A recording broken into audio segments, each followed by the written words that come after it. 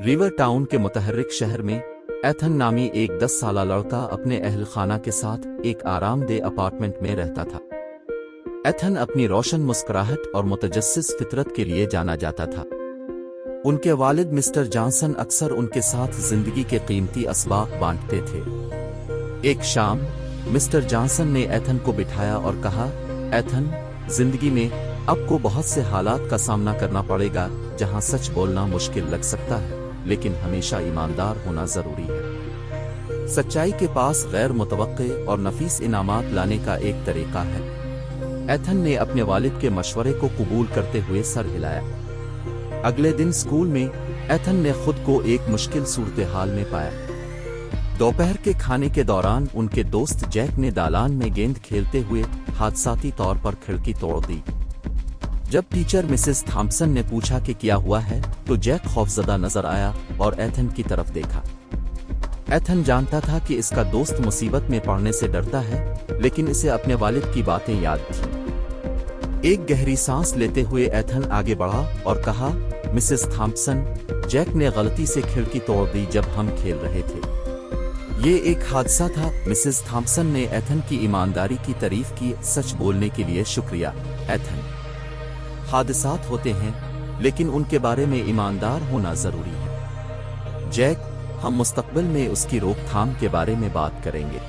Jack को राहत मिली और वो एथन का शुक्रगुजार था कि उसने सच बोला। शुक्रिया, एथन, तुमने वाकई मेरी मदद की। एथन को अपने फैसले के बारे में अच्छा लगा, लेकिन दिन खत्म नहीं हुआ था। स्कूल के बाद एथन कुछ किताबें वापस करने के लिए मकामी लाइब्रेरी में गया।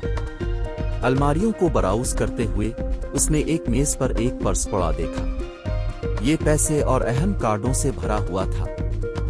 एथन को मालूम था कि कोई उसे याद करेगा, लिहाजा वो उसे लाइब्रेरियन मिसेस ग्रीन के पास ले गया।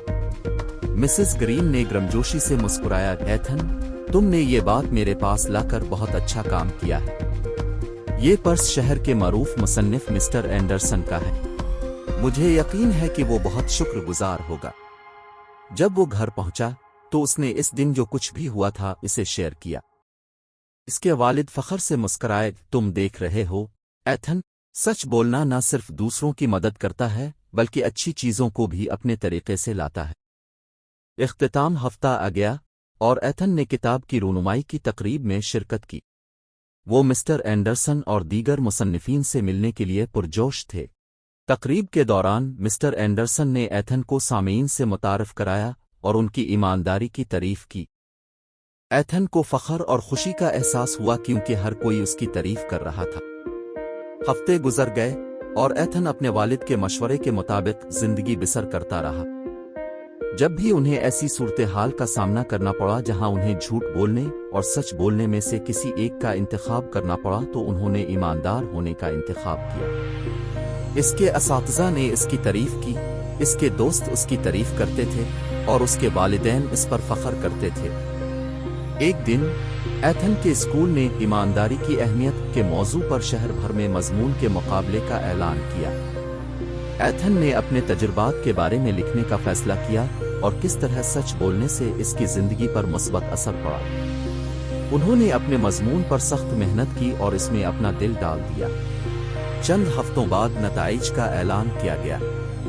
एथन के मजमून ने पहली पोजीशन हासिल की। अवार्ड की तकरीब के दौरान एथन स्टेज पर खड़े हुए और अपनी ट्रॉफी थामे हुए एक छोटी सी तकरीर की। सच बोलना हमेशा आसान नहीं होता है, उन्होंने कहा, लेकिन यह हमेशा उसके काबिल है। मेरे वालिद ने मुझे बताया कि सच नफीस इनामात लाता है और वो सही था।